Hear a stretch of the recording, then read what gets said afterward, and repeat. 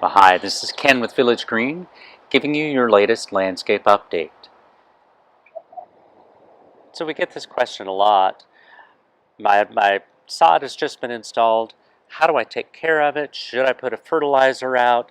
Should I mow it? And when should I do all of these? So sometimes the installer will say, please don't fertilize. And we always want to respect that. Most of the time what they're talking about though is a high nitrogen fertilizer. Typically what the fertilizer that you're going to be using out on an established lawn is something like a 28-310 fertilizer, where that first number is really high. We do recommend putting out a fertilizer, but it's a root stimulating fertilizer, and the one that we like to use is an 1846 10 ratio or analysis. The reason we like that is that middle number is phosphate, and that stimulates the roots to grow. We're not trying to press the top growth. That's what gets you in trouble. If you give the high nitrogen fertilizer, it will burn the grass because there's not enough root system to support that kind of top growth.